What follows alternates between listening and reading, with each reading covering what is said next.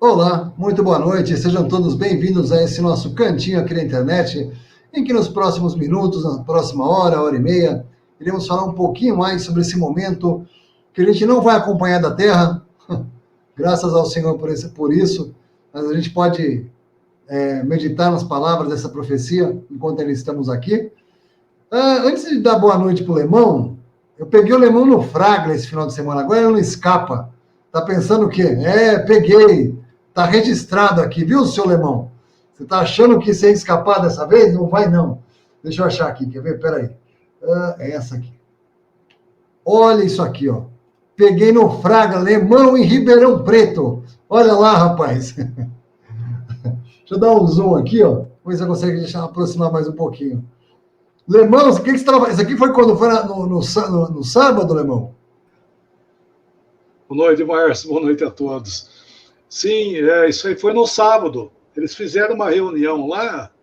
Quer dizer, eles têm feito uma reunião no sábado para perguntas, respostas, né?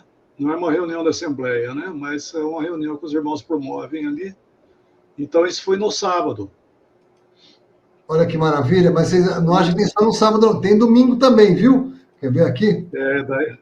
Daí teve o domingo. Teve, inclusive, eles fizeram. Você tem também de domingo? Tem, ué. Olha lá, ó. Então, é domingo, né? Você foi no domingo, exatamente. Foi muito bom, viu? Ficou um tempo muito bom com os irmãos. Fiquei lá na casa do Rogério. E foi bem proveitoso, né? E os irmãos do domingo voltaram a fazer um almoço de comunhão. Ah, que bacana! Participamos ali junto dos irmãos, esse almoço, primeiro almoço que eles voltaram. E é um local novo também, viu? Mudaram de sala, aí é uma sala nova. E eu agradeço até ao Rogério e a Gi, principalmente, né? A Gi, ela que... Na verdade, mulherada que trabalha, né? Os homens só ficam conversando. Nos receberam lá na casa deles, foi muito bom. Um abraço para a Gi, Rogério, os irmãos todos ali, foi muito bom. Espero que tenha sido para eles, porque para nós foi muito bom. Que maravilha. Tá vendo? Para vocês que quiserem saber informações sobre a Assembleia, se tem Assembleia perto da casa de vocês, ó, tá passando aqui no rodapé da imagem. Por favor, mande um e-mail para salvo.porgraca@gmail.com. salvo.porgraca, que é por graça, né? @gmail.com. Fala assim, eu moro em Ribeirão Preto. Onde fica a Assembleia de Ribeirão Preto? Pronto. Eles vão te colocar em contato. Mas não foi só você que foi visitado, não. Foi visitar as pessoas. Nós somos visitados também, viu, Alemão? Mais uma vez, ó, 2 casais vieram nos visitar. Eu tive que anotar o nome, porque eu não lembro. É o Cássio. Gente, o Lemão é uma complicação. Não dá para fazer surpresa para o Lemão. Ele conhece todo mundo. É o Cássio e a Luísa. A filha dele é a Luísa, né? E a esposa... Simone. Como? Simone, perdão de esquecer seu nome. É muito nome para guardar. Então, que é muito querido, são um casal, conheço bem eles, graças a Deus. E esse casal que você conhece, a Arthur Nogueira, que é a Josi e o... Sandro, a Josi e o Sandro, aqui de Arthur Nogueira. Agora se me pegou, esse eu não conheço. Até que enfim, você não conhece. Ainda, né? Ainda não conheço, mas... Ainda não. É a Josi e o Sandro, aqui de Arthur Nogueira. Arthur Nogueira, é isso? Arthur Nogueira. Que legal, que bom. Pertinho aí, dá para fazer uma visita para conhecer, então. Daqui a pouco, quem sabe o Alemão aparece na casa de vocês, tá vendo? Esse é o Alemão, né? Tá vendo que maravilha? Alemão visitando o Ribeirão Preto, irmãos visitando a Assembleia aqui de Limeira. Sejam bem-vindos, viu? Podem vir quando puder, quando estiver por aqui pertinho, pode avisar a gente para aparecer por aqui, né, Alemão? Com certeza, é um prazer, né? Poxa vida, muito bom. Alegra, né? Alegra, conhecer os irmãos. O Alemão tem esse privilégio de conhecer pessoalmente, né? Graças ao Senhor por isso. A gente conhece mais em conferência, quando os irmãos vêm aqui, cada um com o ministério. O nosso ministério fica sentado em casa, entrando na casa de todo mundo. Do Lemão, ele que pegar a perninha dele, ó, e visitar todo mundo. Enfim. Lemão, vamos sem mais delongas, vamos começar hoje Apocalipse 11, Lemão? Você quer falar mais alguma coisa? 11, né? 11, né? 11. Está andando, hein? Tá bom, hein? Graças ao Senhor. Um pouquinho, né? Um pouquinho. Passo a passo. Pois é. Apocalipse 11, versículo 1 diz assim: Foi-me dado um caniço semelhante a uma vara, e também me foi dito: dispõe-te e mede o santuário de Deus, o seu altar e os que naquele adoram, mas deixa de parte o átrio exterior do santuário, e não o meças, porque ele foi dado aos gentios. Estes, por 42 meses, calçarão os pés da cidade santa. Darei as minhas 2 testemunhas que profetizem por 1.260 dias, vestidas de pano de saco. São estas as 2 oliveiras e os 2 candeeiros que se acham em pé diante do Senhor da terra. Se alguém pretende causar-lhes dano, sai fogo da sua boca e devora os inimigos. Sim, se alguém pretender causar-lhes dano, certamente deve morrer. Elas têm autoridade para fechar o céu, para que não chova durante os dias em que profetizarem. Têm autoridade também sobre as águas, para convertê-las em sangue, bem como para ferir a terra com toda sorte de flagelos, tantas vezes quantas quiserem.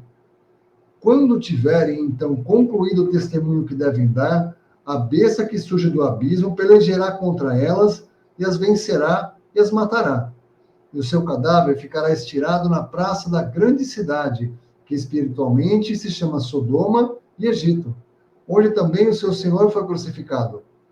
Então, muitos dentre os povos, tribos, línguas e nações contemplam os cadáveres das 2 testemunhas por 3 dias e meio, e não permitem que esses cadáveres sejam sepultados.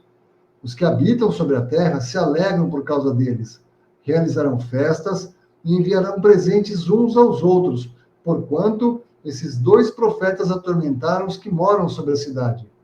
Mas depois dos 3 dias e meio, um espírito de vida, vindo da parte de Deus, neles penetrou, e eles se ergueram sobre os pés, e aqueles que os viram sobreveio grande medo. E as 2 testemunhas ouviram grande voz vinda do céu: Sube para aqui.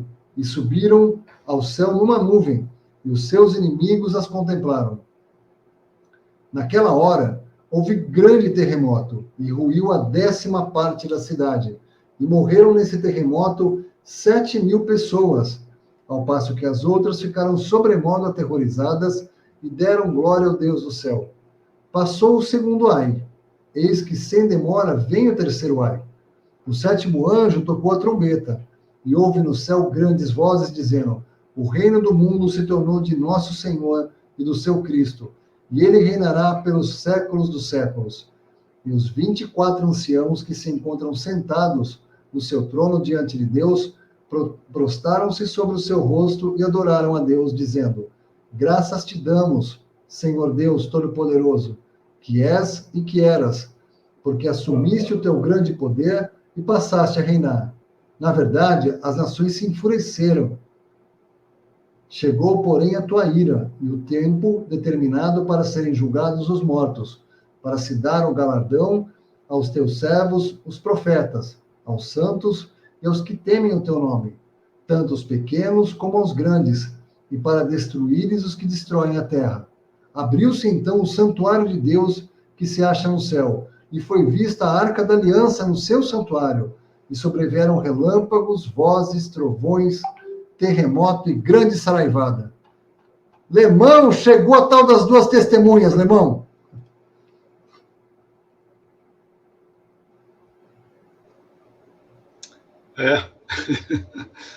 Muito, muito bom isso aqui, né, rapaz? Puxa vida. Esse capítulo é muito, muito solene, né, para nós, muito, assim como todos, né? Mas aqui é interessante que nós estamos encontrando aqui as 2 testemunhas. E antes de falar um pouco delas, Eu acho que é interessante começar pelo versículo 1, porque ele fala, foi dado a João, né, um caniço, fala aí, né, um caniço, semelhante a uma vara. Eu vou lendo essa versão aqui, tá? Eu estou aqui deve ser a mesma, né? Foi dado um caniço semelhante a uma vara e foi dito: dispõe-te e mede o santuário de Deus e o seu altar e os que nele adoram. É interessante que fala que deu um caniço para ele, para João, e como semelhante a uma vara. Não tem explicações aí o quanto isso media, não é verdade? Não tem aí, ó.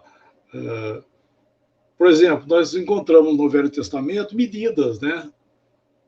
Polegadas e coisas semelhantes. Aí não fala qual era a medida. Diz que era a medida de algo que Deus tinha. Então, eu estava pensando que isso aí é medida de Deus e não dos homens.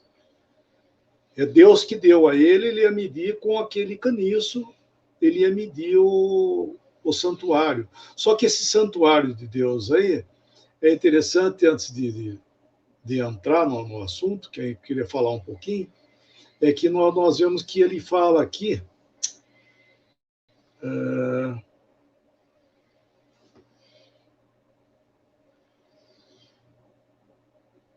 Para que ele medisse dentro, né?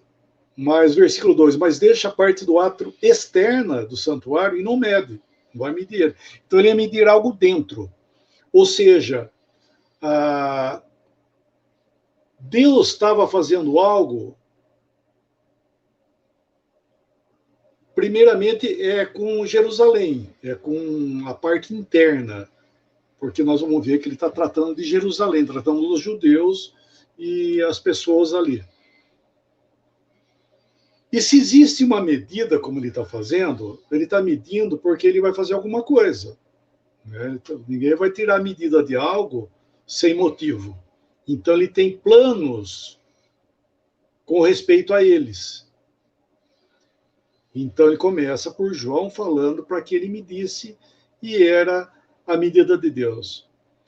Então, primeiramente, eu estava pensando algo, antes de continuar o trecho aí, que nós vemos que é a medida de Deus, e eu estava pensando que para nós, aí é futuro, né? Logicamente, nós já estamos aí, nós já estamos não, a palavra aí já está indo lá para a grande tribulação, né? Já está a época da grande tribulação. Mas é um princípio para nós de que a medida é de Deus.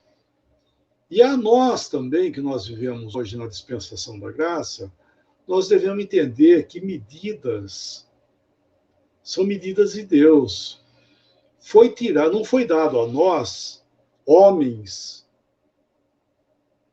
que nós, né, que eu posso dizer, que nós usássemos as nossas medidas nas coisas de Deus. Ou seja,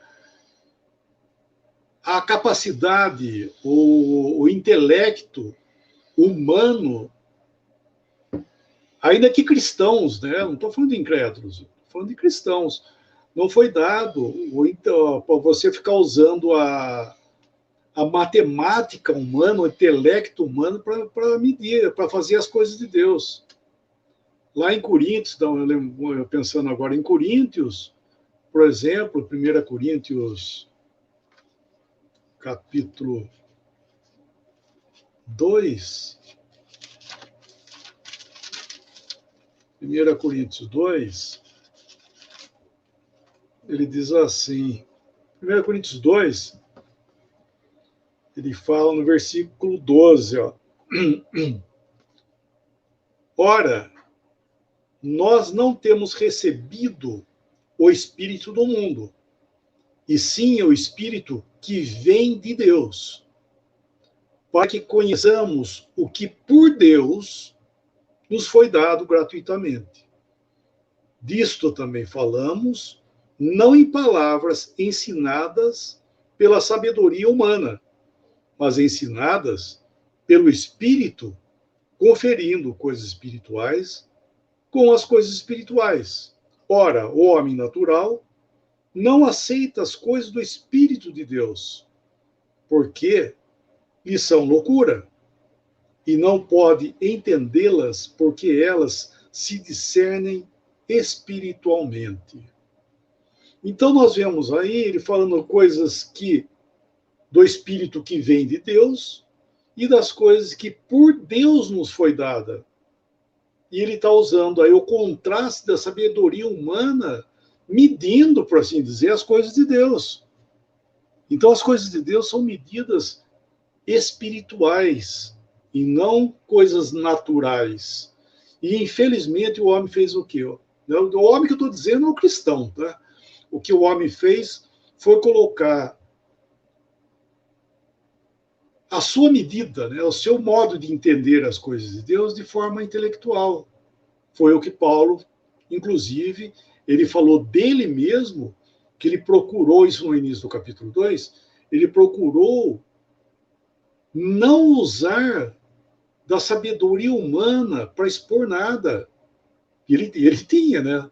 Uma pessoa, se é uma pessoa que tivesse muita sabedoria, foi Paulo, que é um homem estudado, sabia falar em várias línguas, enfim, era um homem culto, mas ele não usou nada daquilo que pudesse ser de sabedoria humana para que a fé deles não apoiasse naquilo que é do homem, e sim naquilo que é de Deus.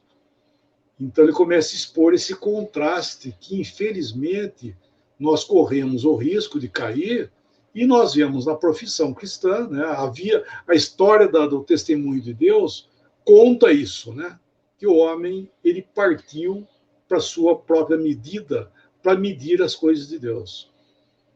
Isso está errado, porque olha que interessante. Existem 4 das principais, como é que posso falar? Equações, né? 4 equações principais na matemática, que são as primeiras coisas que na escola se aprende. Quais são as... Oi? Operações. É operações? Ah, obrigado, irmão, obrigado. São 4, equação é outra coisa, correto, obrigado. 4 operações principais que nós aprendemos já lá no grupo, né? Quando aprendemos a escrever, nós aprendemos aquilo automaticamente, já vem atrás as 4 principais. Quais são, Márcio? Você lembra ou não? Você faltou dessa aula? Ah, eu acho que eu faltei, mas eu lembro. Dividir, multiplicar, subtrair e somar. Como é que é? Multiplicar, dividir, subtrair, somar. Exatamente, são as 4 principais. E Deus, interessante, né? Deus, ele tem a matemática dele. E nós devemos entender que a matemática de Deus, ela é diferente da nossa. Para nós, vou falar aqui, ó, 2 mais 2. Você já respondeu, né, Marta? Todo mundo já respondeu na sua cabeça 4. Irmãos, matemática de Deus, nem sempre, tá? 2 mais 2 são 4. Nós devemos tomar muito cuidado. E Deus, ele só usa nas suas operações, ele usa 2 dessas operações que Deus usa. Você sabe quais são, mano? Ele divide, ele multiplica e soma. Isso, exatamente. Você não encontra na matemática de Deus outra coisa não ser dele acrescentar, que é somar, né? As bênçãos e os favores de Deus são acrescentados a cada dia, e ele multiplica os seus favores por nós. Enfim, a matemática de Deus é isso aí. Agora sobra 2, que é a divisão e a subtração. Quem que usa essa matemática, irmão? Tristemente, o inimigo. O inimigo usa. Sabe? E isso é o inimigo que usa. Ele não sabe dar nada para ninguém, porque ele não tem, tá? Essa é a verdade. Ele não dá nada, ele promete, mas não dá nada, porque ele não tem, irmãos. Olha que interessante isso, né? Satanás, ele promete, mas ele não pode cumprir, porque ele não tem para dar. Por quê? Porque ele não tem, ele é um mentiroso. Então, ele usa o que é a matemática dele, ele usa para roubar, que é subtrair, e ele sabe fazer o que é muito bem, e é isso que ele tem feito até hoje no meio dos cristãos, é dividir. Não dividir no sentido positivo. Não é dividir para a bênção dos outros, porque nós podemos dividir coisas para a bênção. Mas ele vai dividir para a destruição. É aquilo que Paulo condenou, inclusive nessa carta aos Coríntios, que nós estamos falando agora aí. Ele fala da divisão que estava havendo no meio dos irmãos e chama aquilo como carnalidade. Só que essa carnalidade tem no fundo lá atrás, quem está trabalhando, é o inimigo. Ele quer dividir os cristãos, ele quer roubar aquilo que o Senhor dá para nós, né, no sentido, não roubar diretamente o produto, ele rouba os privilégios nossos de gozar daquilo que Deus deu para nós, entende? Então, por isso eu estou falando que nós devemos tomar cuidado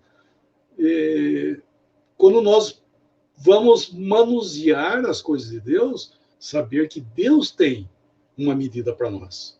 Ele tem a medida correta.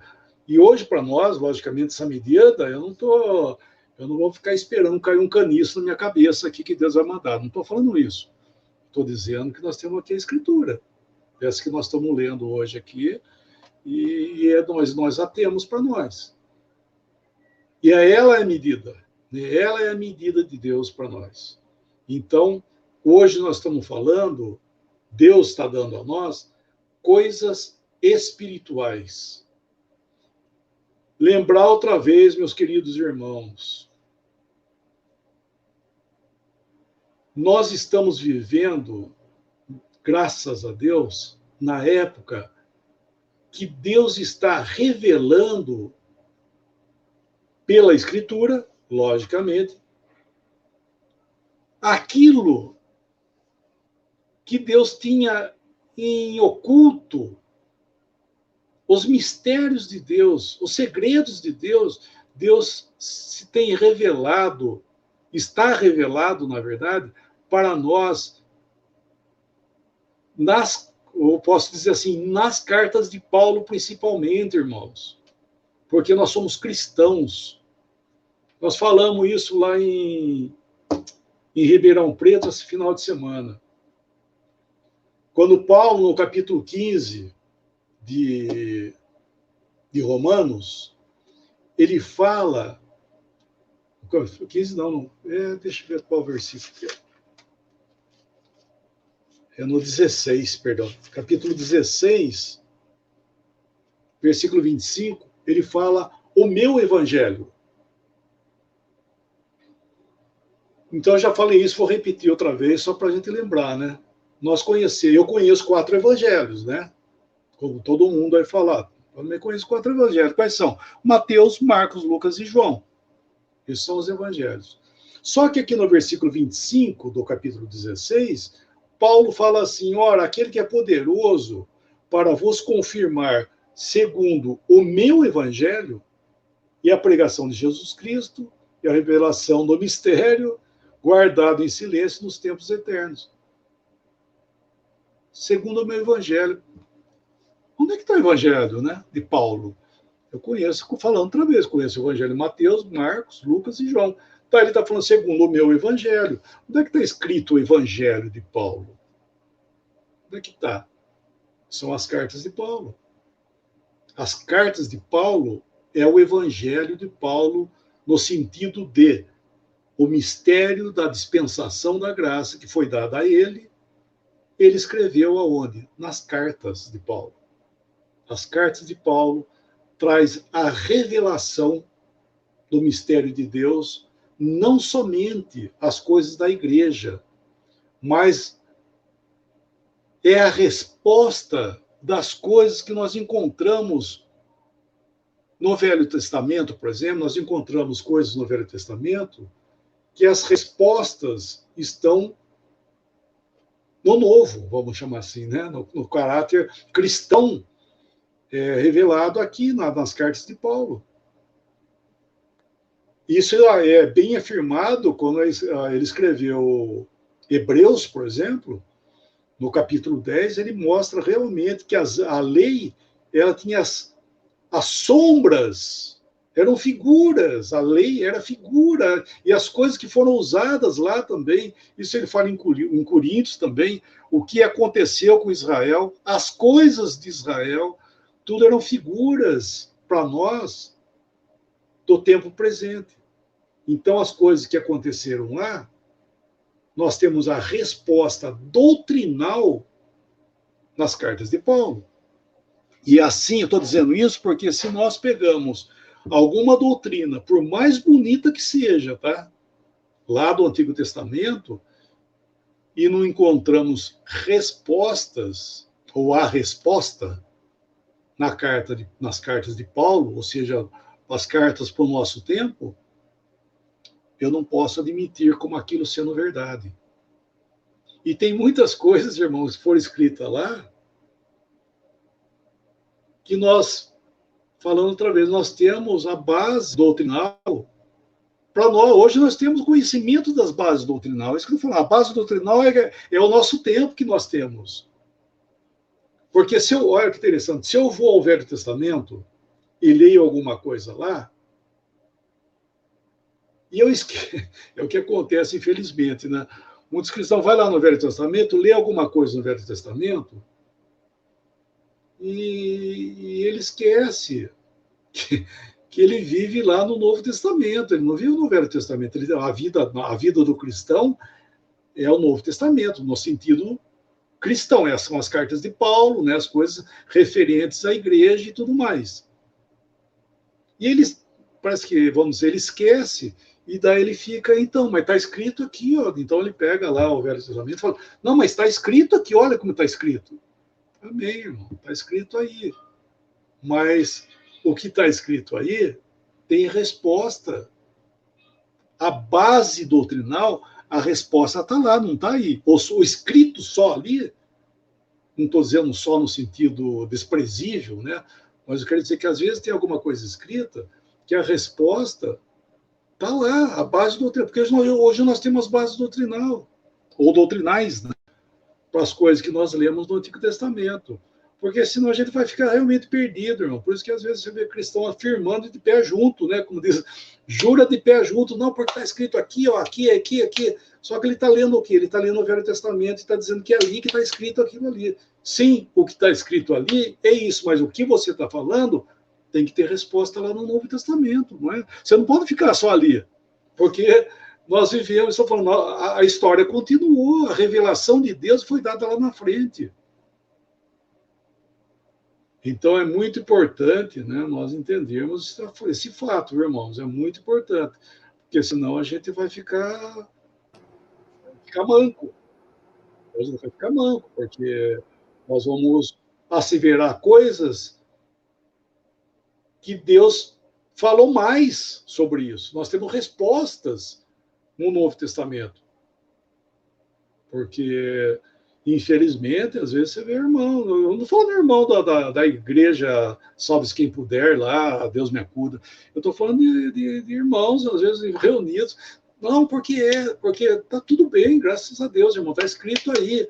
Mas nós temos que pôr no Novo Testamento, nós somos cristãos, sabe? Nós temos a revelação de Deus. Onde é que eu vou? Eu vou lá naquilo que Deus deu para nós, nas cartas de Paulo, onde encontramos bases doutrinais. Você está ouvindo, irmão? Parece que está dando umas cortadas aqui, hein? Qualquer coisa dá um grito aí, porque ainda estou com o primo pobre aqui, vamos ver até onde ele vai. Por exemplo, ressurreição dentre os mortos. Isso era oculto no Antigo Testamento, não é verdade? Não se conhecia a ressurreição dentre os mortos. Inclusive, essa doutrina de Paulo veio para nós, é a revelação dada a nós. Embora a pessoa que sofreu, que eu digo que passou por isso, foi o Senhor Jesus, que foi o primeiro homem ressuscitado dentre os mortos.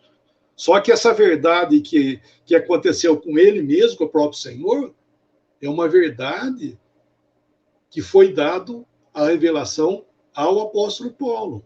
A revelação o quê? Ressurreição dentre os mortos. Então, se eu vou lá para trás... Foi embora. Só o que você falou foi embora, mano. Foi embora teu som. Tudo bem, vamos lá. Aí daqui a pouco vai ter a irmã me escrevendo. Vamos fazer essas lives gravadas, não vamos fazer mais live, não. Estão querendo acabar com as lives, gente. Nageira. Brincadeira. Vamos aguardar o Alemão voltar. Alô? Voltou aqui, Alemão. Eu vou levar o telefone para benzer amanhã. Depois de falar tanta coisa, eu vou levar o telefone para benzer. Sabe que isso é uma coisa triste, né? Eu estava com um cristão, passando um final de semana, pessoa que pelo menos professa o cristão, né? Aí o Bernardo estava muito agitado, né? Ele era pequeno, fora de casa. Ele estava bem agitado, como sempre foi, você conhece, né? Aí ele... essa pessoa veio e falou assim, não, Márcio, você tem que ir na benzedeira. Assim, mas como assim tem que levar na benzedeira? Você não é cristã? Não, Márcio, tem que ir na benzedeira. Então tá, né? O que você vai dizer, Alemão? Não vai dizer nada, né? Tá bom, ué. É a contaminação, né? Contaminação doutrinal que cai dentro do sistema foi a coisa... É muito isso que você está falando aí hoje, Alemão. Essa tristeza. Então, tem coisas que, assim, às vezes faz até sentido. Sentido para a mente humana. Esse é o ponto. Faz sentido para a mente humana. Deu um postzinho rodando nas redes sociais, Alemão. Tem a figura de um padre, não sei se foi o padre que disse, eu não conheço, né? Mas ele dizia que assim, como é que pode uma pessoa que viveu uma vida santa, separada, viveu para o Senhor, o outro viveu na farra, como é que você acha que esse outro que viveu na farra vai para o céu? Porque se ele for para o céu, eu vou para a farra hoje também. Eu falei assim, no fundo ele quer ir para a farra, né?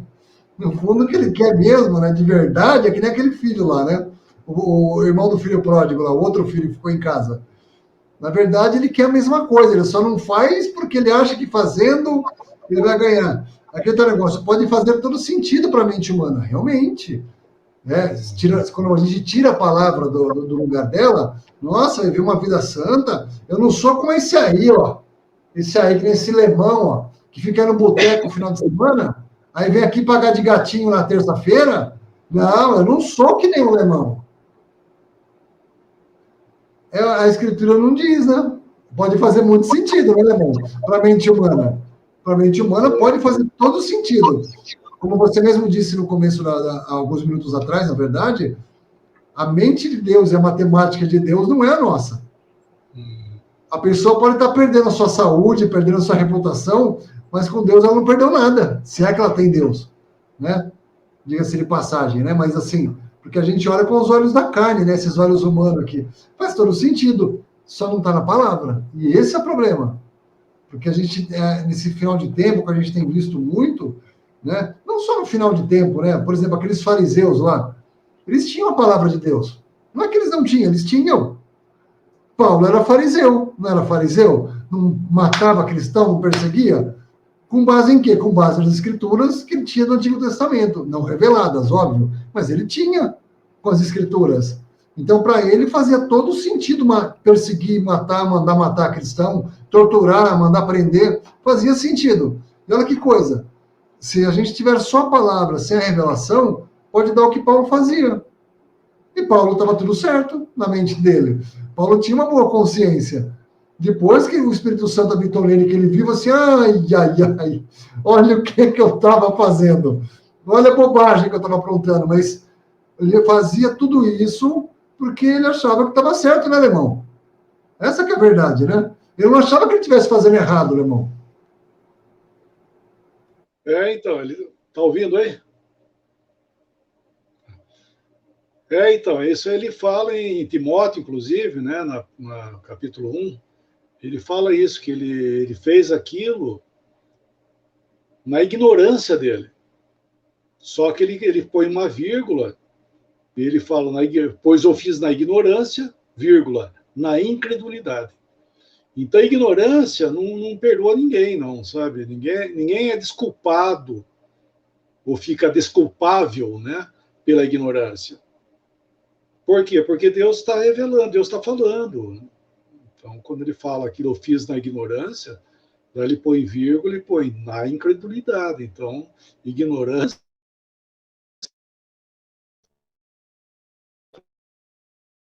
Ô, Lemão, foi embora de novo, Lemão.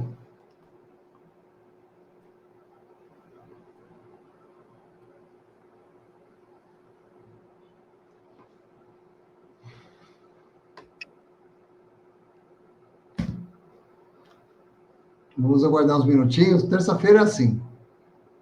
Tem dado umas falhadas o celular do Lemão, mas já voltou, já. Pronto. Cadeira. Então, ele fez na ignorância, mas na incredulidade. Ele chama na incredulidade, né? Porque Deus tem a medida dele. Ainda que você faça na ignorância e estava pensando essa semana, rapaz, era no sentido da fidelidade. Fidelidade. Muitos pensam outra coisa, né? Porque Paulo, melhor dizendo, Saulo, né? Saulo, ele é um cara fiel. Filipenses capítulo 3. Um cara fiel, fidelíssimo. Ele era um homem irrepreensível, inclusive, segundo a lei. Adianta isso? Se você tiver em desconformidade com aquilo que Deus tem, não adianta nada. Então, hoje nós vemos que, às vezes, pessoas confundem a fidelidade a alguma coisa, algum sistema, alguma igreja, né? Tem pessoas que dão a vida por aquilo, mas se estiver errado, vai pensar que vai ter valor? Não tem valor. Deus não muda a escritura, por exemplo. Eu estou dizendo isso porque a escritura, nós temos a escritura como ponto final. Se ela fala alguma coisa sobre idolatria, por exemplo, a idolatria que eu digo é a idolatria aberta mesmo, é a idolatria de deuses, né? Então, por mais fiel que a pessoa seja na sua fidelidade com respeito aos ídolos, eu acredito, tudo bem, você pode acreditar quando você quiser. Deus vai responder a isso? Não vai, porque está errado. Né? A idolatria está sendo condenável pela Escritura, como é que você vai fazer algo? Bom, então, voltando ao nosso ponto, né, que ele está mostrando isso aí para nós. Paulo, né, mostrando que existe a medida de Deus. E nós temos, graças a Deus, nós estamos vivendo uma época, espiritualmente dizendo, que nós recebemos as medidas de Deus. Deus deu as medidas, nós temos dentro de nós aí as medidas de Deus. Uma das primeiras medidas é você não fazer raciocínio humano. Por isso que eu estou dizendo que faz parte, irmãos, do raciocínio humano. É isso que eu estou falando. Vai lá no Velho Testamento, lê. Mas está escrito aqui, e, né? Como diz, não, está escrito aqui. Está certo, mas vamos lá no Novo, ver base doutrinal lá no Novo. Que eu citei, por exemplo, sobre a ressurreição, no sentido de a ressurreição dentre os mortos. Isso não tem no Velho Testamento. Tem ressurreição, eles conheciam a ressurreição do último dia, mas ressurreição dentre os mortos, isso é doutrina de Paulo. E nós temos, diante dessa verdade, muita coisa que responde lá ao Velho Testamento, gente. Não é verdade? Por isso que eu estou falando. Está escrito. Não, mas vamos partir para o lado de cá, que tem muito mais coisas que vai responder o que acontece lá atrás. Né? E assim, bom, estou fugindo do assunto aqui de Apocalipse, né? Deixa eu pegar, voltar lá. Mas só quis aproveitar o gancho, porque essa medida que foi dada para João aí, nós vemos que a medida, não fala que medida que era, não diz para nós quanto que era, se era metro, se era centímetro, se era côvado, é uma medida. E ele estava medindo a parte interna do santuário, porque isso está falando dos judeus, né? Porque é Jerusalém aí, né? A medida é para eles aí. A medida interna, porque está falando dos sinceros, dos judeus são sinceros, porque a parte de fora ele não ia medir, porque ia ficar o quê? À mercê dos gentios para oprimir e pisar os judeus ímpios. Eu acho que parou, não parou, mano? Não, não, tá normal. Então me avisa aí que tem hora que dá umas piscadas, que dá a impressão que parou. Então ali a parte do capítulo 2, a parte de fora, é para os judeus que não são salvos. E aí é uma questão espiritual, embora Jerusalém ali é Jerusalém mesmo, mas ele não está falando do templo no sentido que os que estavam dentro do templo eram os cristãos, perdão, cristão não, esquece cristão, não tem cristão lá.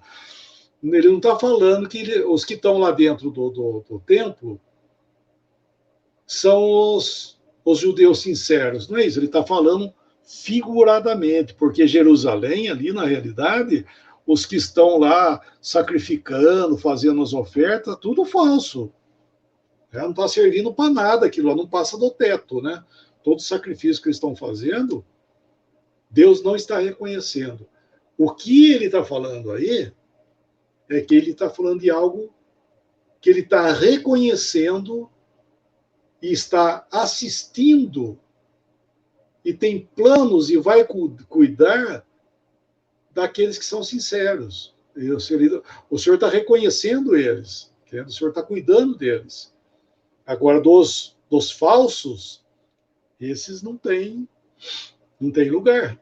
Por isso que no versículo 2 aí, ó, ele fala que deixa a parte do ato exterior do santuário e não meça, não vai medir. Por quê? Porque foi dado aos gentios.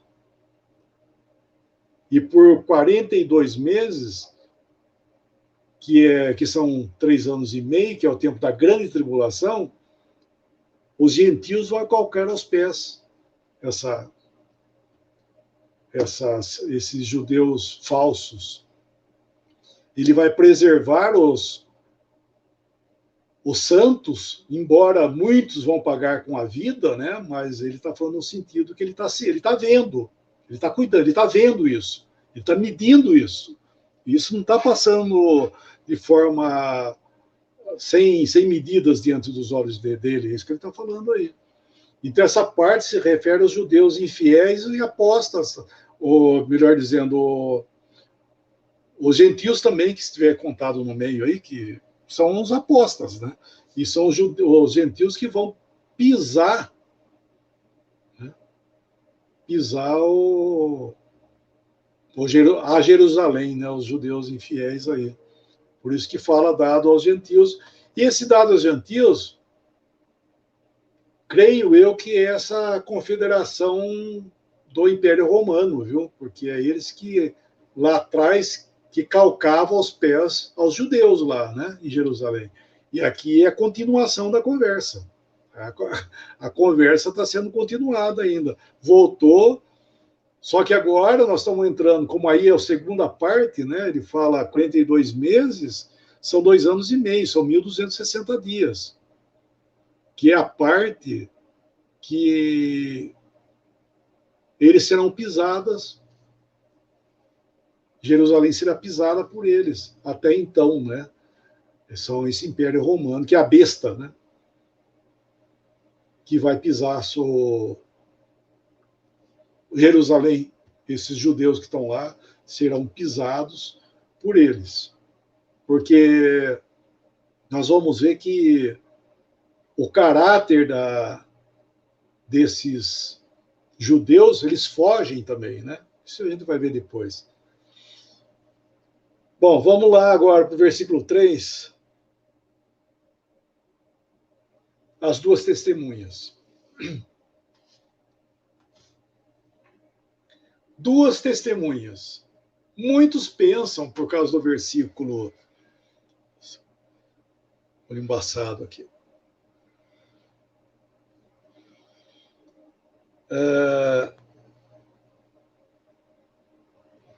Versículo 6.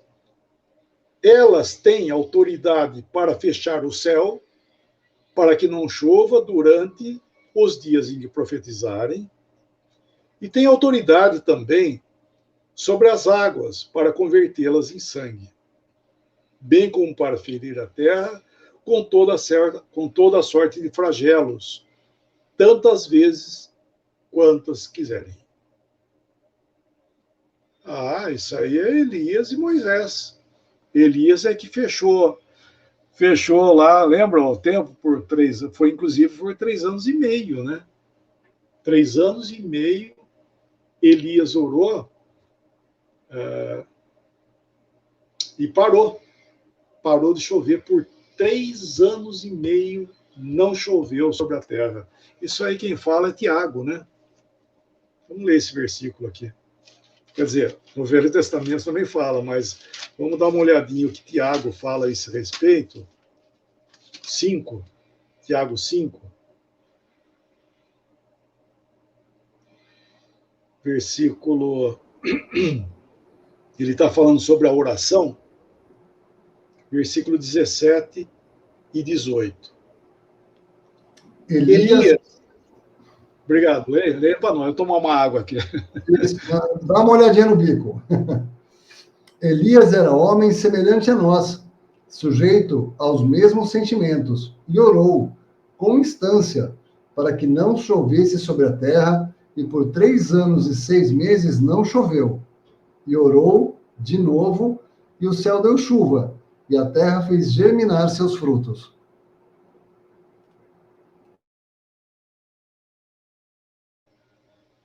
Alô, tá ouvindo ou não?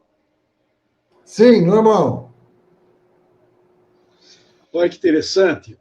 Olha que semelhança que existe do nosso capítulo, desses dois, ou melhor, dessas duas testemunhas que estão falando. Uma ora, né, nosso versículo lá, ora, fecha o céu, deixa eu abrir aqui, capítulo 11, né? Autoridade para fechar o céu, para que não chova durante os dias em que profetizarem. Quanto tempo eles vão fazer isso? São uns 3 anos e meio. São 1.260 dias. Que são os 42 meses, né? Que fala aí, né? Ah, então é Elias. É a mesma coisa que aconteceu lá atrás. Isso é óbvio, né? Elias orou para que não chovesse e não choveu durante 3 anos e meio. Isso é uma figura da grande tribulação que vai acontecer. Lá atrás era uma figura mostrando isso aí. Só que quando Elias fez aquilo, ele fez aquilo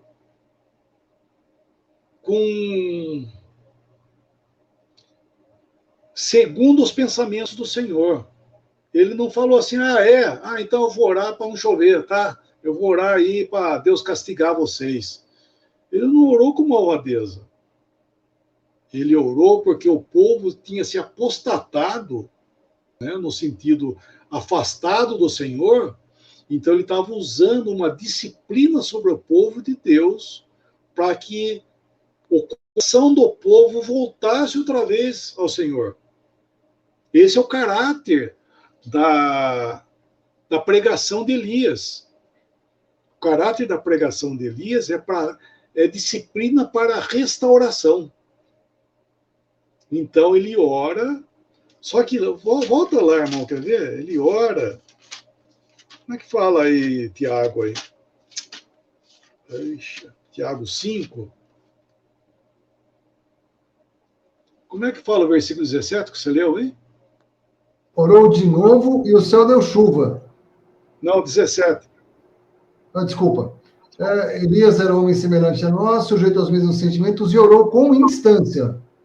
Então, olha que interessante. O que é orar com instância? Sabe o que é isso, irmão? Traduziu instância? Ah, não sei não. O que é? Eu pensei que você soubesse, perdão. Então, peraí. Não seja por isso. Vamos lá.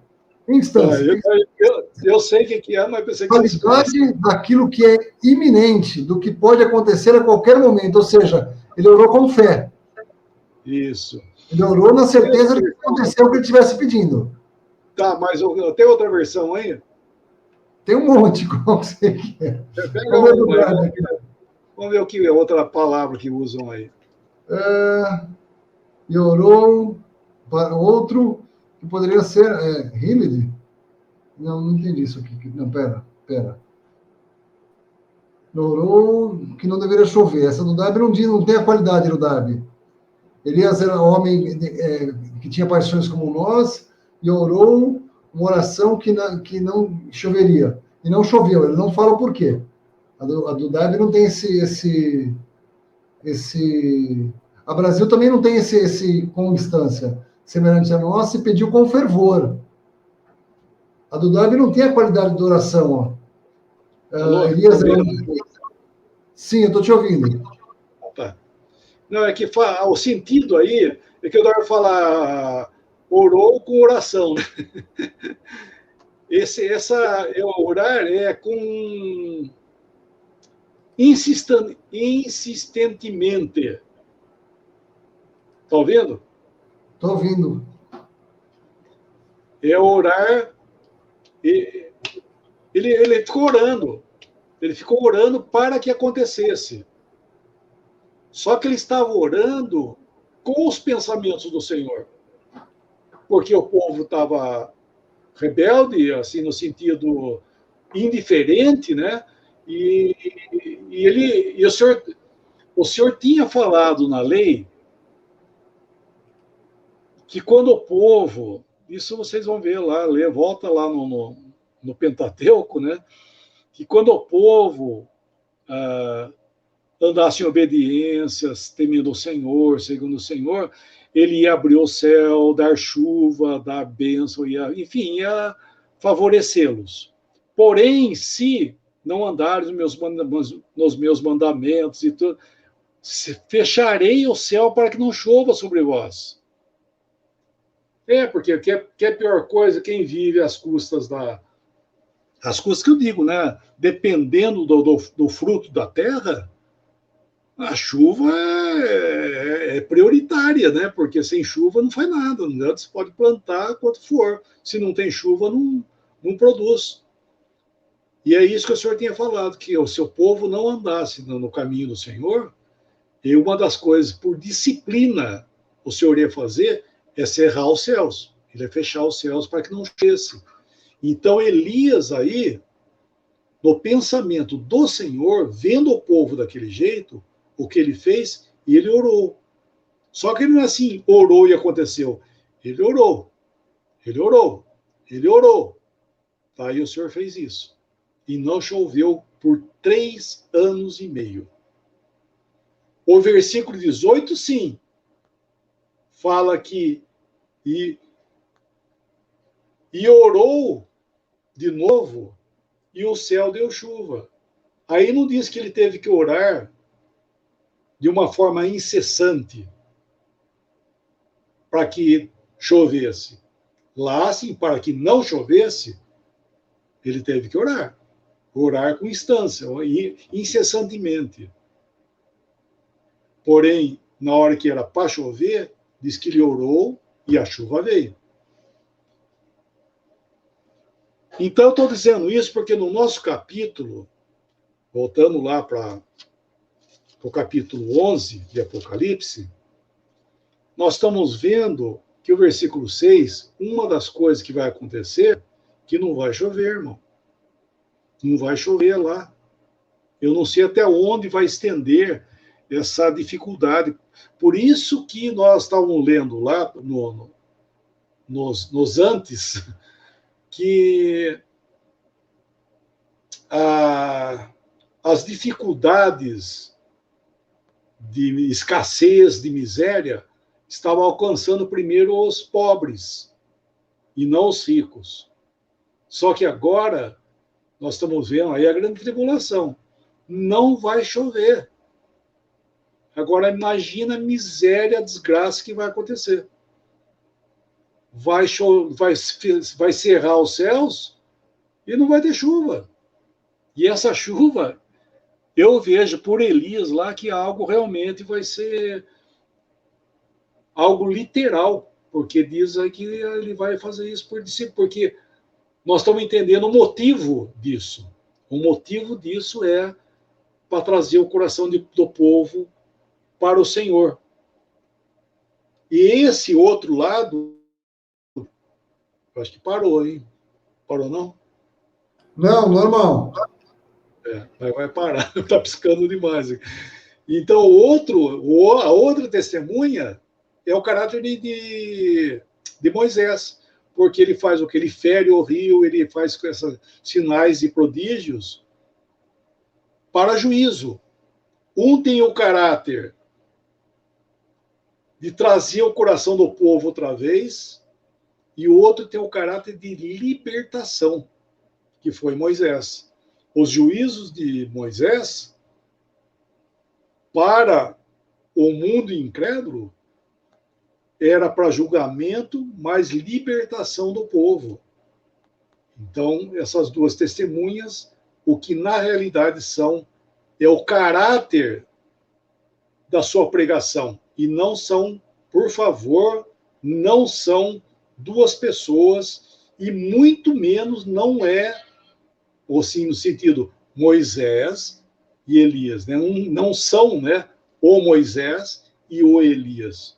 O Senhor não vai trazer eles do sossego deles para pisar na terra outra vez, encarnar outra vez, vamos dizer assim, né? Ressuscitar eles, para eles ficar, porque isso não tem nem base doutrinal, porque se eles já morreram, como é que eles vão ser reencarnados outra vez para morrer outra vez? Não, que o senhor não possa, né? Até poderia, mas não tem nada a ver com o assunto, gente. O que é aí, ele está falando do caráter da pregação. Quer ver uma resposta boa? Até a escritura, não estou falando eu, não, estou falando a escritura, uma resposta boa para nós. Vamos lá em Lucas. Lucas, capítulo 1. Lucas, capítulo 1. Versículo... Lucas 1, versículo 8. Quando...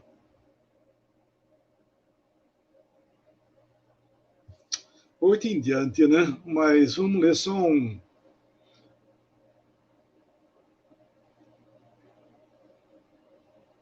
Quando Zacarias foi fazer... Zacarias era sacerdote, né?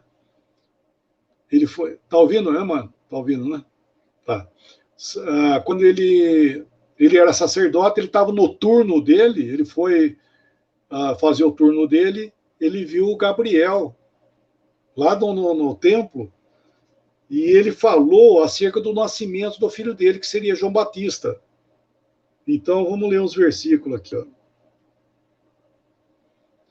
Versículo 13. Ah, foi embora. Foi embora.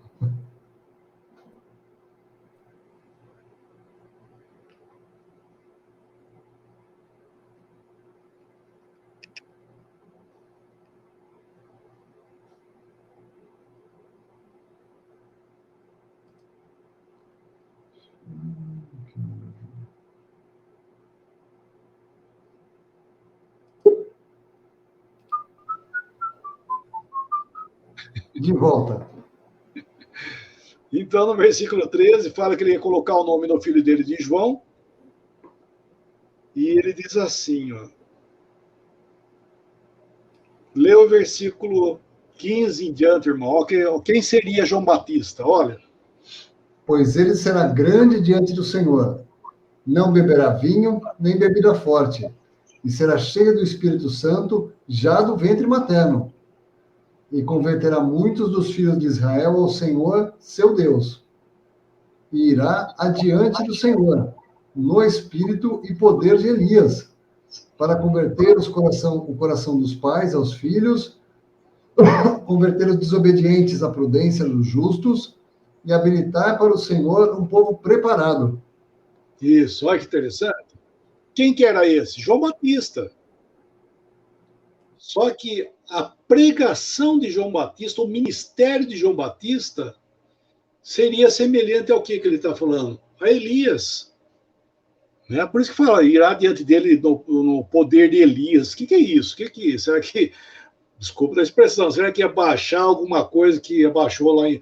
Não é nada disso, gente. Não vamos mistificar a coisa. O que ele está mostrando que é a pregação de Elias.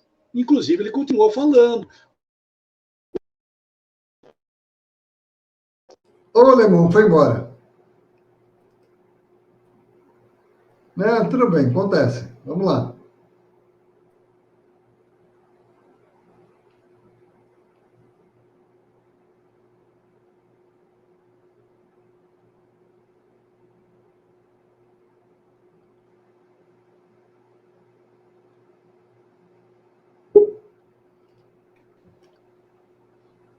Se Deus quiser... Eu achava que essas sumidas aumentavam quando eu te interrompia. Por isso eu comecei a tirar, não, mas não é, ela fala só com você também. Então, eu vou ter que, se Deus quiser, até a semana que vem, vamos ver se eu resolvo essa questão aqui. Então, então aqui ele está mostrando, né, em João Batista, que o caráter da pregação dele, o que ele estava fazendo? Ele estava, inclusive, tinha até o batismo de João, né, que era um batismo de arrependimento para preparar um povo para o Senhor, é converter, né, por isso que era de arrependimento, é para os judeus, para converter os judeus que estavam longe do Senhor, para eles preparar, se arrependerem para receber o Messias, porque a finalidade da pregação de João Batista era preparar para o Senhor um povo, ou seja, preparar para o Messias um povo temente, um povo arrependido, no meio daquela casta de judeus que estavam longe do Senhor. Então é isso que está falando lá, que João Batista não era Elias, né? Até muitos pensaram que ele era Elias, e não é nada a ver, ele não era Elias. Ele era João Batista, só que o que ele fazia e a pregação dele, embora ele não fez milagre nenhum, né? Interessante que João Batista, ele não fez milagre nenhum. Ele só pregou e batizava. E aqui, na nossa carta no Apocalipse, nós vemos que tem esse caráter. Era trazer o coração do povo outra vez ao Senhor para arrependimento e também o de Moisés, que é para libertar o povo, trazer o povo a libertar, usar os sinais para a libertação. Então, isso, falando outra vez, então essas duas testemunhas são o quê? Primeiramente, o caráter da pregação deles. 2, porque são suficientes. Né? A Escritura fala pela... Ô, Alemão, foi embora. É só seu microfone que vai embora, Alemão.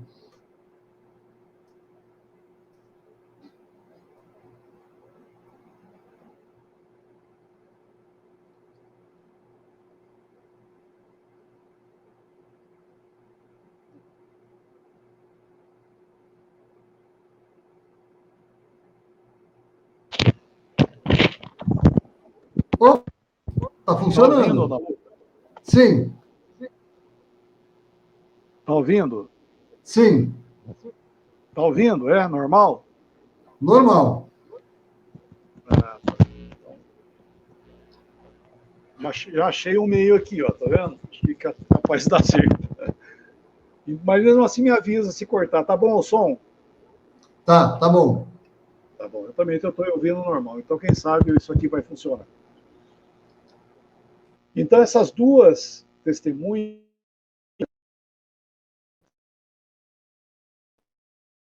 Parece brincadeira, só porque a gente falou foi embora o som.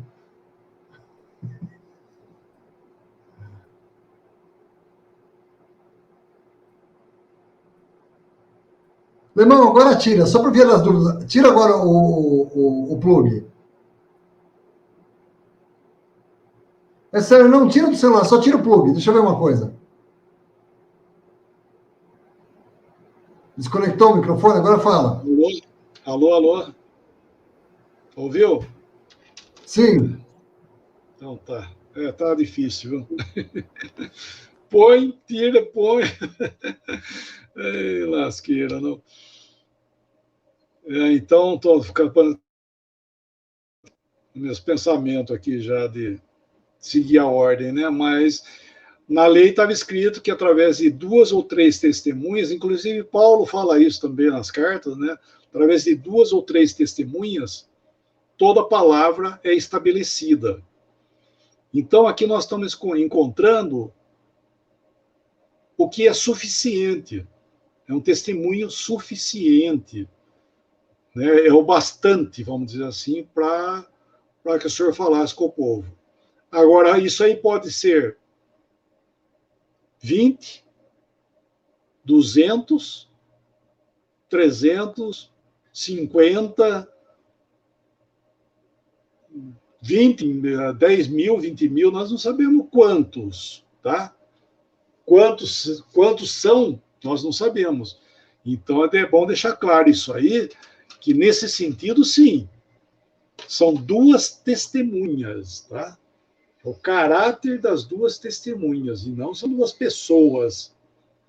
E tampouco Moisés e Elias. São esse remanescente que estará pregando o evangelho do reino, logicamente, e o caráter deles, eles estão sendo revestidos pelo Senhor com poder para fazer o necessário em juízo contra aqueles que querem matá-los, que depois vai ser dada autoridade à besta para que mate eles, né? Eles serão mortos, esse montante de pessoas serão mortos, né?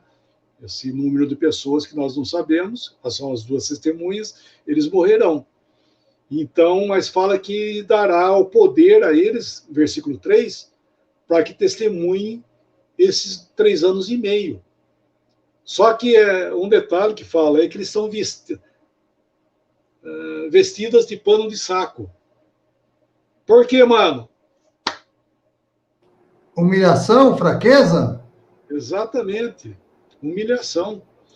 Eles estão em humilhação e porque eles não estão fazendo isso felizes, não é isso, tá? Muitos pensam que as coisas do Senhor se fala, o juízo, né, é em alegria, não é. Eles estão fazendo isso em humilhação, com tristeza. Eles estão tendo que fazer tudo aquilo ali, porque é juízo, e além de tudo, eles estão vendo a situação do povo.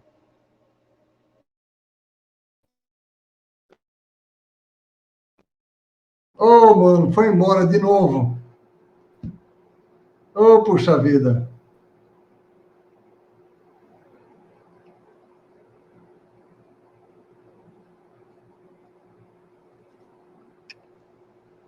Voltou? Voltou. Isso. Então, eles estão em humilhação. É algo que nós devemos. Isso é uma lição para nós também, né, irmãos? Eles estão falando do juízo, não estão falando, eles estão executando. O Senhor, através deles, está executando juízo. Eles não estão felizes por isso. Ah, que bem feito. Não estão, eles estão tristes, eles estão fazendo porque tem que ser feito. É algo profético que tinha que se cumprir. Eles está cumprindo neles o juízo de Deus para o povo. Não neles, no sentido, o juízo para o povo, mas está cumprindo com eles. É eles que estão fazendo esse trabalho de juízo, eles estão falando. Quando fala isso, quando é que fala que ele sai fogo da boca mesmo?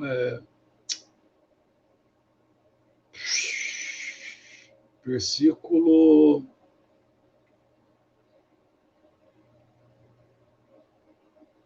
Eixa vida.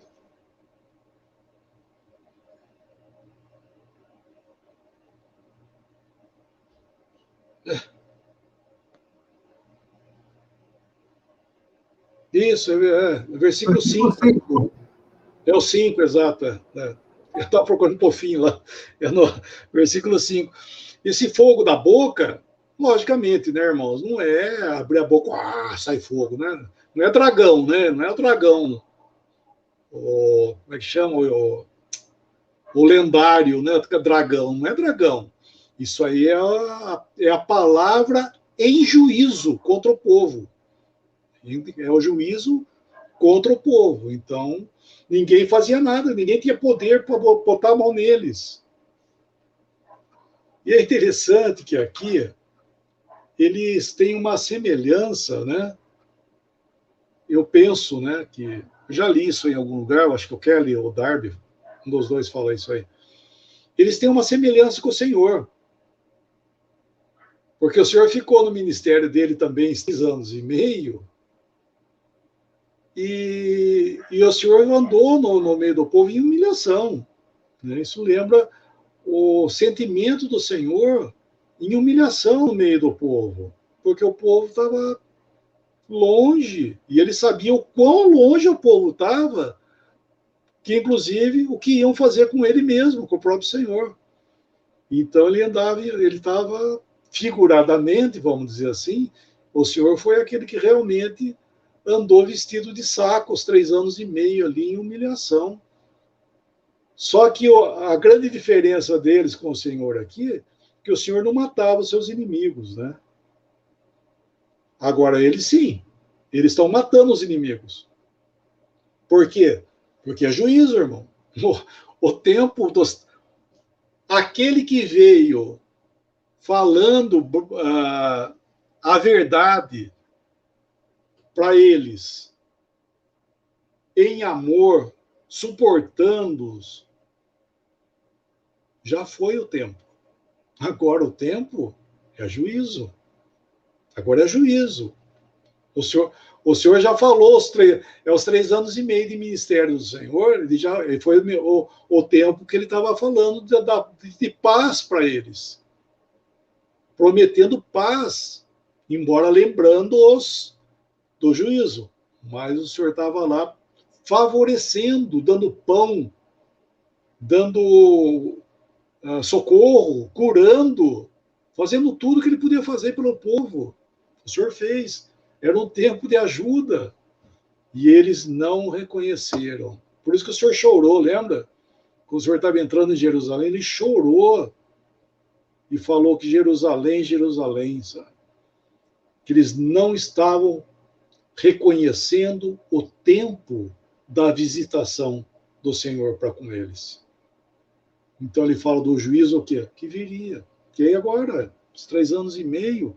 É os 3 anos e meio amargo, porque o tempo que eles deveriam ter aceitado, não aceitaram a visitação do Senhor. E agora está o quê?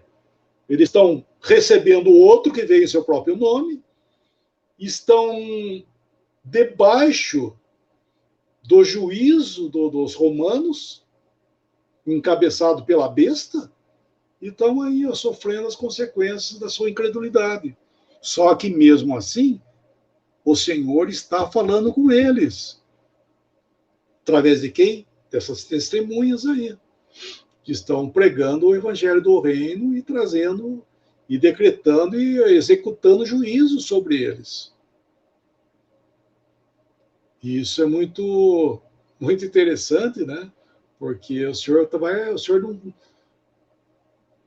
não esqueceu das coisas, né? O Senhor está julgando, mas ele está salvando. Por isso que ele fala essa medida aí, que ele está medindo algumas coisas e algumas coisas não. Os medidos, falando outra vez, é a parte de bênção, a parte de salvação. E os não medidos é para juízo.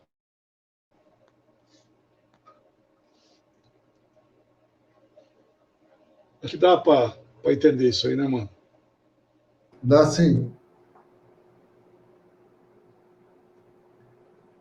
Um detalhezinho. Bom, esse versículo 3 fala isso, tá?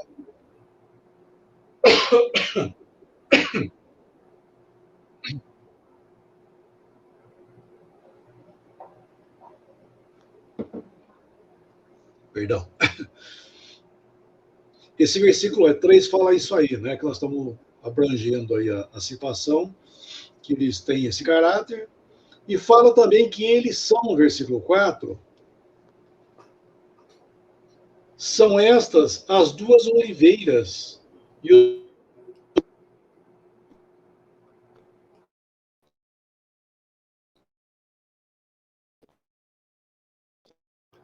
Mano, você falou das duas oliveiras e acabou o som. São estas duas oliveiras.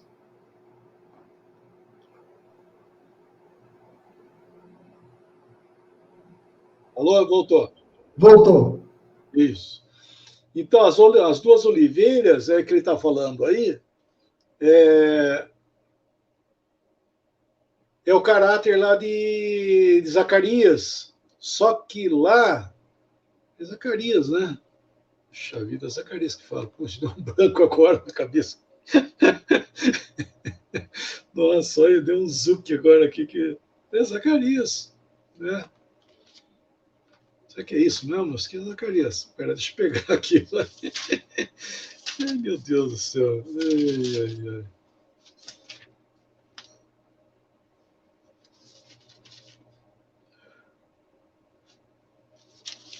Não, acho que é Zacarias mesmo. Nossa, tô com o olho embaçado aqui. Deixa eu pegar minha Bíblia aqui mais de perto.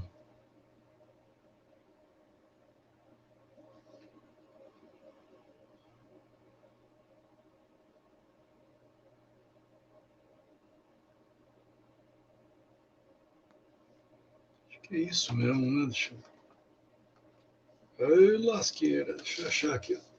4. Será que é isso mesmo?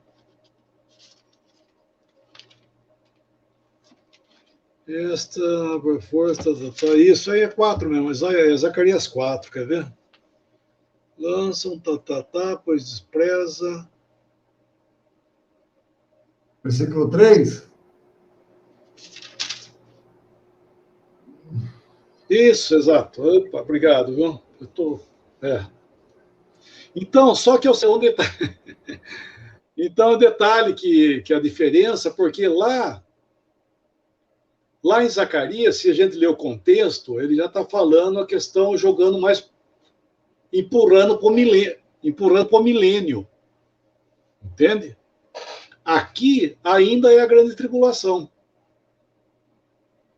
Embora eles estão associados àquilo que vai, vamos chamar assim, desembocar no milênio. Esse testemunho, essa enxurrada, né, esse rio, esse racho que está correndo aí, vai desembocar lá no milênio. Então, só que agora eles estão aí, por isso que fala, são eles também, vamos dizer assim, é o versículo 4, né? São eles, vamos dizer, também as duas oliveiras e os dois candeeiros, mas ainda é no caráter da grande tribulação, porque eles estão pregando ainda. E estão passando esse período de juízo. Para onde? Para desembocar lá no milênio. Aí o milênio, sim, vai trazer os caráteres mais próprios ali de Zacarias. Só um pequeno detalhe, não sei se alguém já procurou estudar um pouco disso aí, mas o que tem ali em Zacarias é mais o caráter do milênio. Bom, 9h30, né, mano? Tá ótimo. Acho que você falou eu acho que podia parar aí, não hoje, não? Sim. Acho que tá bom, né? A gente continua depois. Eu volto a falar disso outra vez e continua, né? Sim. Voltar aí outra vez, o versículo, sei lá, o versículo 3 outra vez, começa outra vez, ou volta o capítulo, porque Não, falta ainda falar. essas duas testemunhas, mano, aquela coisa. Tem muita confusão em cima desse trecho aí. Sim. Eu acho que você explicou bastante bem muitas coisas, mas tem muita coisa aí. Você voltou lá atrás de Zacarias, tem bastante coisa para dizer sobre elas ainda, mano. A gente volta nesse versículo 3, então, se o senhor Tá permitir. bom. Isso. Próxima semana é melhor. A gente começou um pouco mais tarde hoje, né? O senhor não sabe, É. né? Enfim, irmãos, muito obrigado pelo tempo de vocês. Mais uma vez, obrigado pelas orações que vocês fazem pela gente ao longo da semana. Isso a gente aprecia muito. A gente, além de apreciar, a gente precisa. A gente realmente precisa. Disso a gente precisa muito. Vamos mandar a turma do Lemão, já começa a chegar lá, ó. O Erasmo lá de Jampa, já vem dando boa noite. Amanhã a Josela de São Paulo. Ô, Lemão, explica pra gente esse negócio de São Paulo, Lemão. Ontem eu falei algo aqui, ela, irmã. Assembleia de São Paulo.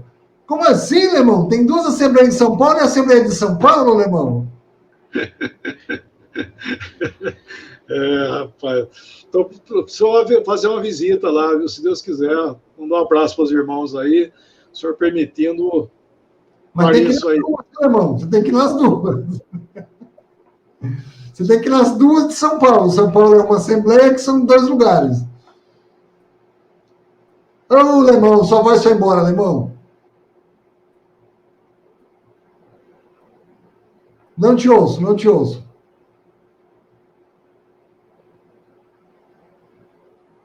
Vamos ver se volta aqui. Voltou. Voltou. Isso, voltou. Tá uma manhinha aqui que eu estou aprendendo aqui agora. Então, até, inclusive, eu fui visitar os irmãos lá, e em Guarulhos também, né? Tem irmãos lá, e, inclusive a Maria José tem lá de Guarulhos, né? Sim, sim. Fazer uma visita, se Deus quiser, os irmãos têm um pouquinho de paciência, é que a gente tem muita viagem marcada aí, então. Ah, esse povo com agenda lotada é uma loucura, viu? Olha, vou contar para vocês.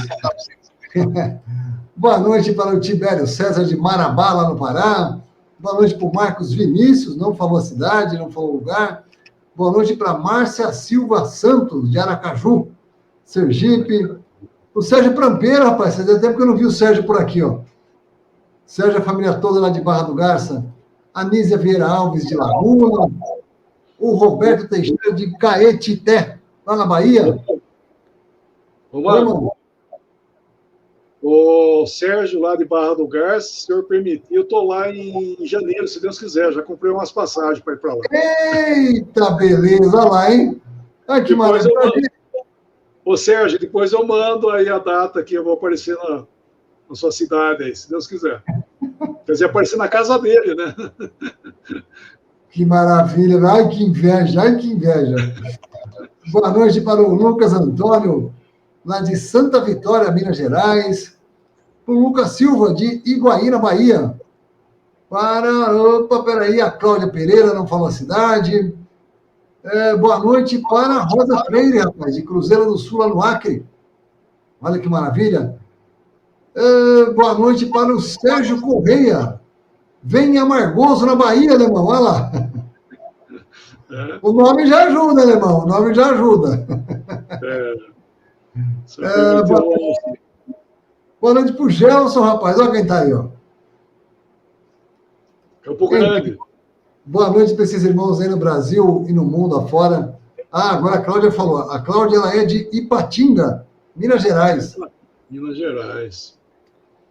Muito obrigado pelo tempo de vocês, irmãos do Brasil, fora do Brasil, irmãos aqui na América Latina, enfim, no mundo todo, graças ao Senhor, tem irmãos aí reunidos ao nome do Senhor, e mesmo os que não estão reunidos ao nome do Senhor, já entenderam um pouco dessas verdades e nos acompanham nessas lives. O Senhor sabe de cada um de vocês, com toda a certeza, Ele sabe. É uma impossibilidade técnica um cristão estar sozinho. Não existe cristão e sozinho. Ou você é cristão, ou você está sozinho. Os dois da mesma pessoa não cabe mais, né? Irmão, por favor, o seu boa noite para esses irmãos que nos acompanharam e dê graça para a gente encerrar, meu irmão. Sim. Boa noite, Márcio. Aos irmãos e irmãs aí que estão acompanhando. Obrigado aí pela companhia tão preciosa, os de perto, os de longe, irmãos e irmãs, todos também. A gente não dá nem para citar nome, né? Que o Márcio aí pega alguns aí para tocar em alguns nomes, né? Mas nós agradecemos aí. Isso é muito bom. Eu estou dizendo, não estou agradecendo por eu estivesse sendo assistido, não. Estou agradecendo realmente de ter o privilégio, né, de passar um pouco dessa preciosa palavra de Deus que o Senhor deu para nós, e passar de algo comum para nós, né? Em Judas fala no versículo 3 da salvação comum, né? A comum salvação. Comum salvação porque é a salvação de todos. Nós não estamos passando mais salvação, nós estamos compartilhando algo que é comum para todos nós, né? Então, agradeço aí pelo tempo juntos. E o senhor permitir, a gente continua semana que vem. Espero também que dá uma consertada dessas interrupções aí, mas vamos ver, o senhor sabe. Então, vamos dar graça. Nosso bendito Deus, nosso Pai, nós te damos graças, Pai, por tão grande privilégio que nós temos de poder ter a tua palavra. Agradecemos por essa medida espiritual que nos é dada a cada vez. Tu conhece nossas necessidades e pode e quer sempre nos abençoar nesse sentido, na posse daquilo que nós já temos em Cristo, todas as bênçãos. E pedimos por essa noite que nos guarde a cada um dos irmãos e irmãs. E tudo isso, Pai, nós te damos graças pelos grandes privilégios que nós temos em Cristo Jesus, até o dia bendito que nós veremos a face dele. No nome precioso, nosso Salvador, nosso Senhor Jesus, é que nós agradecemos. Amém. Amém. Boa noite a todos. Até a próxima semana, se permitindo. Boa noite a todos.